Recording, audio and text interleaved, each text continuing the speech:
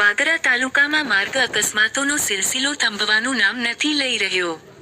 આજે બપોરે વાગરાથી પીસાદ જવાના રોડ પર ટ્રેલર ચાલકની ગફલતભરી ડ્રાઇવિંગને કારણે એક આશાસ્પદ યુવાનનું કરુણ મોત નીપજ્યું છે.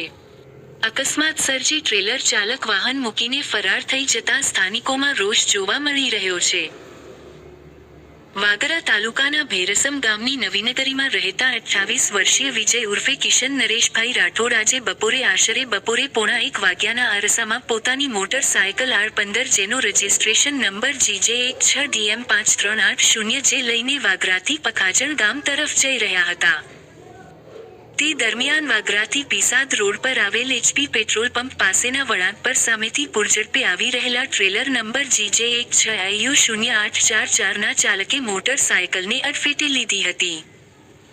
ટક્કર એટલી જોરદાર હતી કે વિજયને માથાના ભાગે તથા શરીરે ગંભીર ઈજાઓ પહોંચી હતી, જેના કારણે તેનું ઘટના સ્થળે જ કરુણ મોત નીપજ્યું હતું.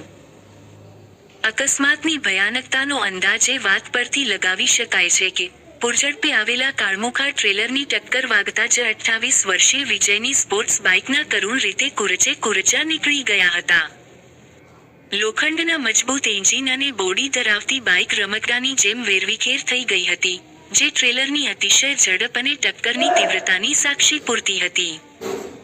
અકસ્માત બાદ રોડ પર સર્જાયેલા આ મંજરને જોઈને ત્યાંથી પસાર થતા વાહનચાલકોના કાળજા પણ કંપી ઉઠ્યા હતા.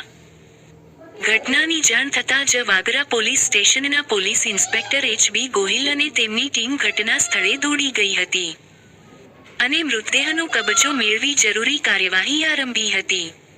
મૃતકના પિતા નરેશભાઈ રણછોડભાઈ રાઠોડે અજાણ્યા ટ્રેલર ચાલક વિરુદ્ધ ફરિયાદ નોંધાવી છે.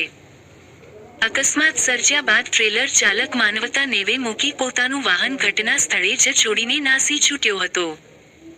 વાગરા પોલીસે ગુનો નોંધી આરોપી ચાલકની ધરપકડ કરવાના ચક્રો ગતિમાન કર્યા છે. એક યુવાન પુત્રના મોતના સમાચારથી ભેરસમ ગામમાં શોકનું મોજું ફરી વળ્યું છે.